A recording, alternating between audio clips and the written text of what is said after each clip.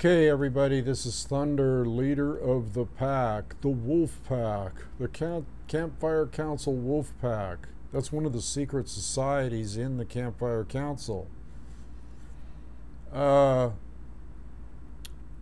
to do a video today on Plato's Cave, and I'm going to just do this off the top of my head, because I was talking to somebody in the council the other day, and this subject came up, Socrates, Plato's Cave. I don't know if any of you remember this from whenever, or even if you've heard it at all, but it's intriguing and mystifying and not mystifying and informational, enlightening. So we got these characters, we got Socrates, who was one of the greatest, Plato, and Socrates and Glaucon, all are in this story. Okay, so Plato was one of the greatest philosophers of all time, almost like a shaman. And from this novel, or this writing that he did way back then, a commentary called The Republic, came a story about a cave, Plato's Cave, okay? And now, in order to get this setting right here, you have to realize that Socrates is the mentor of Glaucon, who I believe is Plato's brother. Okay. So Socrates is a mentor, and he's telling this story. He's telling this story kind of like Thunder tells stories. It's a commentary on I think the Republic. It was a commentary on the government back then. Anyway, so there's these people sitting in a cave. Socrates is relating this story to Glaucon, and he's going, okay, so there's these people sitting in a cave. Now listen, people. And they're staring at the wall in this cave, and it's dark in the cave except for a light behind them. Okay? But they're just staring at the shadows that are being projected by these people that are behind the light that's behind them. Get that? There's people like little puppet masters making shadows on the wall, like you did when you were a kid, So these frontline people up here are staring at the wall, and they don't want to look to the left, they don't want to look to the right, they don't want to look anywhere except straight ahead at the wall, because the puppet masters are talking too to themselves, or maybe just making commentary, and they think that these shadows on the wall are talking to them. Okay, it's an illusion. Get it? They're in this mindset where everything that's on the wall is their reality. These people that are sitting there. What does that remind you of?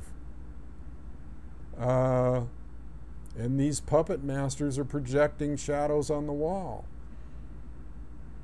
And they don't want to look anywhere else. But one day, one guy, Socrates is saying, looks around, one prisoner, whatever you want to call them, in this cave. I guess they were called prisoners.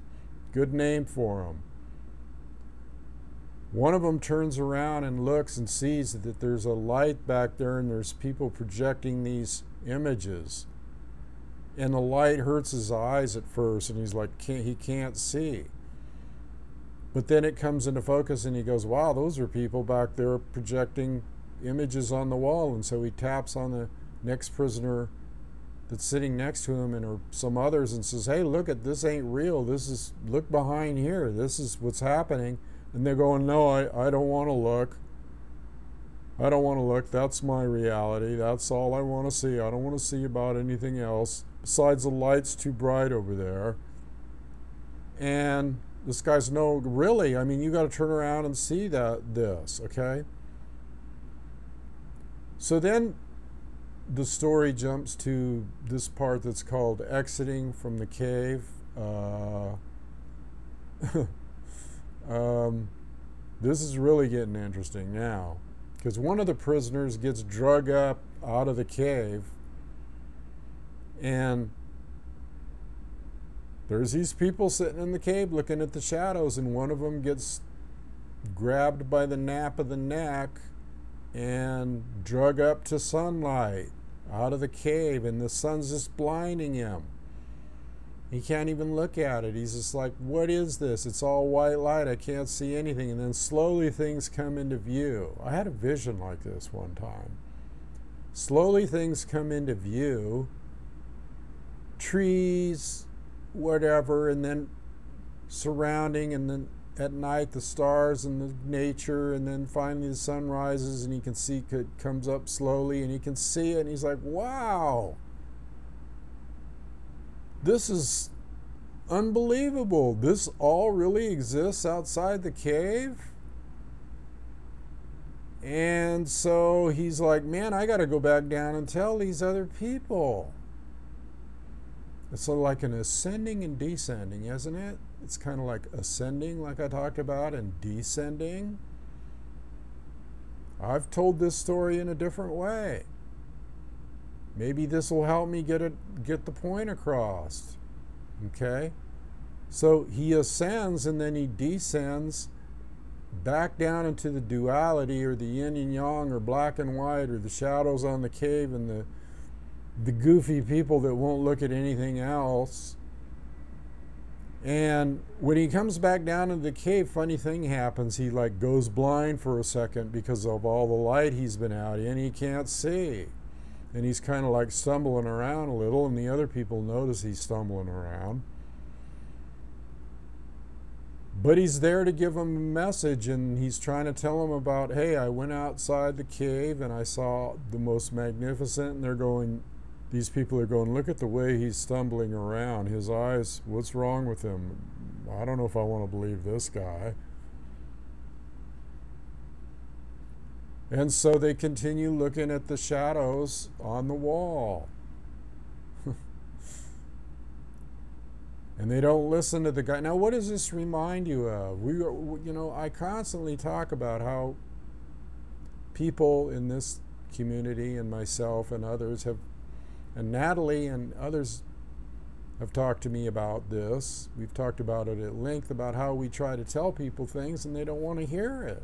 They don't want to hear the truth. They don't want to hear reality. They want to stare at the shadows on the wall. They want to think that's their reality, and they don't want to get blinded by the light. They don't want to go up and have to look at like what's really happening.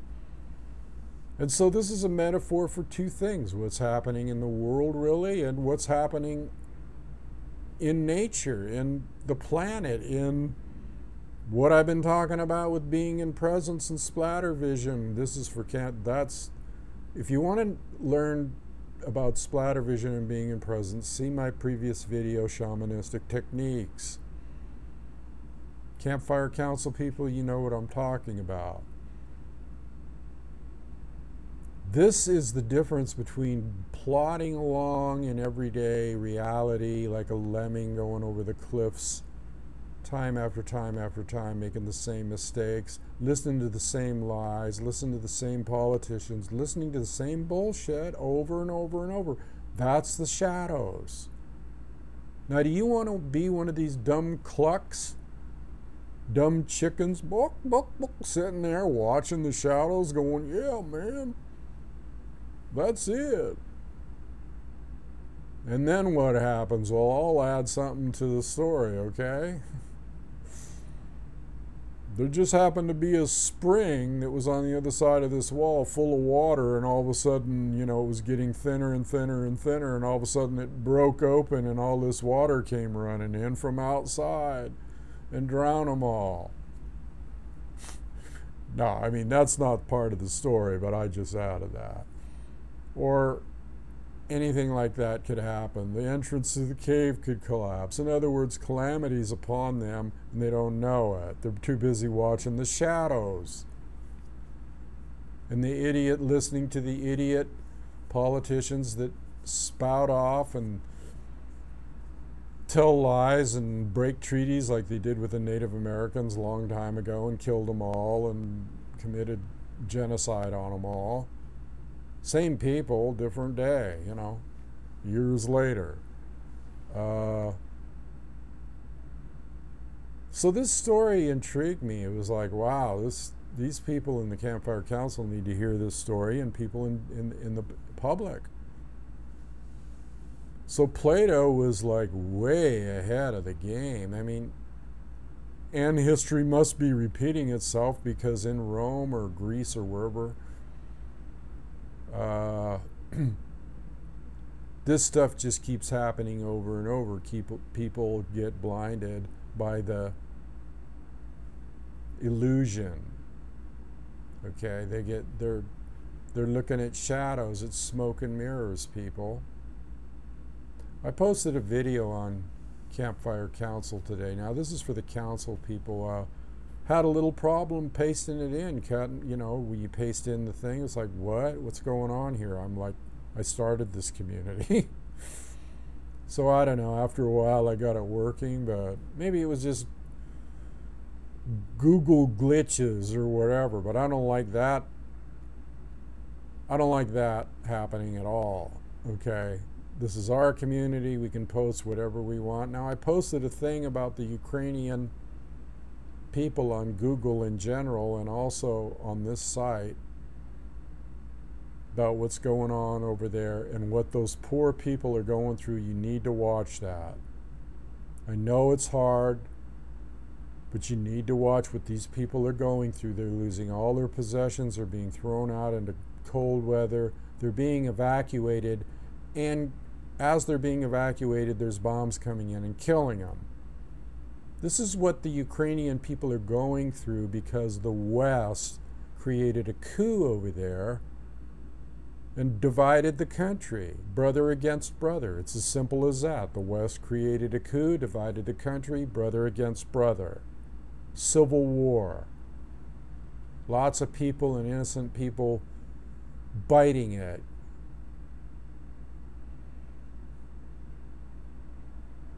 And this is the kind of stuff that people don't want to hear. They'd rather stare at the friggin' shadows on the wall than hear this kind of stuff. And none of this stuff's on the mainstream media over here.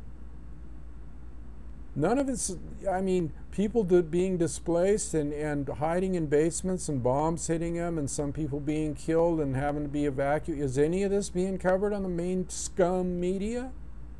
No. No. These cowards, these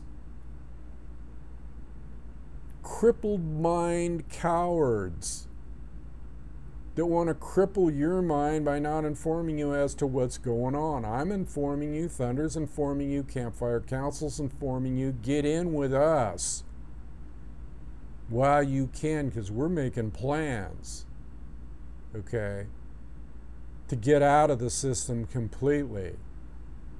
Hopefully a benefactor will come along, or somebody that can write grants, or we'll figure something out, but we'll get some bucks and get some land and get the hell out of Dodge. Let's start a commune, people, like in the 60s. Only this will be tribal and sacred, and we'll be able to share our thoughts with each other, and we won't have to go on this goddamn internet. We can talk to each other face to face. I want you people to search for ways, monetary means, whatever we can gather to do this right now, okay? And we need to talk about that. That's another thing that there's been some commentary about there's not been enough. There hasn't been, and we should be talking about things. So what can we do? How much money you got? How much? I'll put in everything I have, or whatever, and I will, me personally. We all have to come up and contribute. And what's the score on the land in other places? Somebody might know. Somebody might live here, there, everywhere, up north, down south, wherever you are. What's the or some state, what's the skinny on the land around there? Can we get some land? That's the kind of thing we need to be talking about. Tribal council shit. protecting the council. Get more people in here. With more resources, the more people you get, the more. And we got a board of directors, and we're perpetuating this organization, and we're going to band together, and we're going to get the hell out of Dodge. It's simple. Because Dodge is going down. Dodge City is going to be burned to the ground, baby. So you better wake up now. And Dodge City is whatever city you live in. If it's a city, it's going down. Think about the people in Plato's Cave. Don't be one of them. Don't be a dumb cluck. Okay, that's what my mom used to say. You dumb cluck. Bless her soul, rest in peace. You dumb cluck. Wake up. Bok, bok, bok, bok, bok, bok, bok, bok, bok, bok.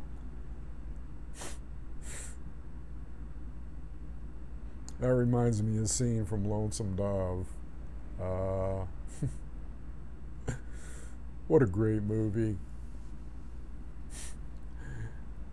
There's a scene in there, I'll tell you real quick what it is. There's a scene in there where one of the Texas Ranger, one of the heroes, Robert Duvall, Gus McCrae, he's looking for this woman that's been stolen by these bad guys and renegades and Comancheros, and he's plodding along, and all of a sudden they're all coming at him, like 10 people, woo-hoo, shooting at him, Winchester, boom, boom, boom. He takes off riding on his horse, and he's out in the plains, and he gets down into this little ravine thing, and he throws his horse down because he doesn't have anything to hide behind, and he takes out his knife and stabs it in the horse's neck so it won't move. And they hated to do that because they loved their horse, but this was a life and death situation. And he's behind the horse picking off these guys as they're coming up, and they're falling off their horses, and he's like a sure shot. And then they retreat and go, oops, we might get shot here. And then this one guy takes out his Sharps rifle and starts shooting at Gus behind his horse, and a Sharps can shoot long distances, and so it's like bing, bing, bing, bullets flying by him, and he's like, all he's got is a Winchester, which isn't a long-range rifle. But he gauges windage, and he kind of aims it up at an angle, and he's like shooting up so that the wind will take it and kind of carry it a little bit farther, and the guy's like out there going, oh, he can't hit us, he can't hit us, that old man never hit us. Then he gets up there and he starts going, walk, walk, walk, walk, walk, walk, come and hit me, walk, walk, walk, walk. And Gus takes the rifle back and gets the windage right and flips up the sight and goes boom. And it goes way up in the air, and the guy's going walk, walk, walk, walk, walk, walk, and it goes thud, boom, and hits him right in the chest, and that's party over. The guy looks down and he's like blood soaked coming out, and he's like, you killed me. That's a good story. I like that story. You should watch that scene. I think it's on YouTube somewhere. Just Google it, or no, type it in, Lonesome Dove McCrae scene with renegades or whatever. I should find the video and post it. If I can find it, I'll post it in the links down here just for shits and grins. How I got off on that subject, I'll never know. But I'm a storyteller, and I thought I'd end it with a little bit of humor there. I was talking about the clucking people in front of the cluck, cluck, cluck, cluck, cluck, cluck in the cave, Chickens waiting to get grabbed by the neck and wrung around, and being beheaded and running around the yard like a chicken with her head cut off. Don't be that way, people. Am I getting graphic here? Hope not.